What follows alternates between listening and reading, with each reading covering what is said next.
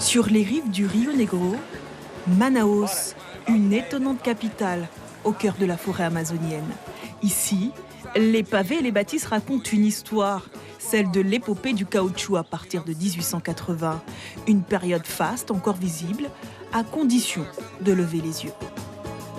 Dans la vieille ville se dresse l'un des plus beaux monuments de cette époque glorieuse, le Théâtre Amazonas, un opéra au style très européen. Avec les nouveaux capitaux issus du caoutchouc, Manaus va se développer à un rythme effréné. Manaus commence à exporter des énormes quantités de caoutchouc, sont 40 000 tonnes annuelles, au prix de 400 livres sterling, une tonne. Ça devient la ville la plus riche de l'hémisphère sud. Et ici, nous avons un bon exemple de cette époque, c'est le palais Rio Negro. Aujourd'hui, il s'appelle, mais à l'époque, elle était battue par un Allemand qui arrive à Manaus en 1897. Après 3 ans de travail, elle est un commerçant de caoutchouc et des outils. Et après 3 ans de travail, elle devient tellement riche qu'elle fait bâtir dans la ville la maison la plus belle.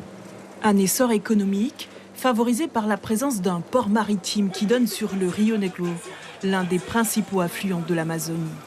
80% des marchandises et des personnes arrivent par voie fluviale pour 300 reals, soit près de 75 €.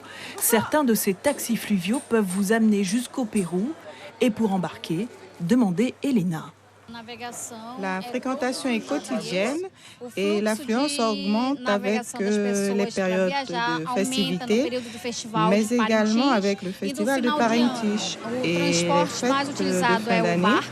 Le moyen de transport le plus utilisé, ce sont les bateaux express pour les villes les plus proches comme Carim et Parintich. Et puis, il y a aussi les grands bateaux pour les longs courriers pour se rendre à Santarém, Belém, Tapatinga, Acre.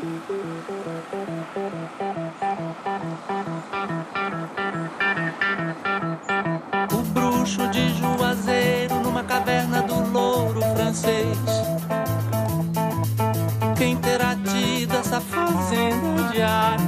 Aujourd'hui, Manaus, c'est près de 2 millions d'habitants depuis les années 1970. La ville s'est littéralement agrandie dans le nord et le sud-ouest, une partie beaucoup plus moderne avec ses stations balnéaires, ses résidences privées, ses malls. Une nouvelle ville qui a vu le jour avec l'arrivée de la zone franche à Manaus pour attirer les entreprises. Ici, les plus grandes multinationales sont représentées pour la production d'électroménagers ou encore de haute technologie. Le quartier Ponta Negra est l'illustration parfaite du renouveau économique. Manaus joue actuellement un rôle stratégique au Brésil. La capitale de l'État de l'Amazonie constitue le 3e pôle industriel du pays. Une ville de contraste qui ne profite pas à tous les habitants. Ils sont des milliers à vivre dans ces abris de fortune, des cases sur pilotis, pour éviter la grande crue du Rio Negro.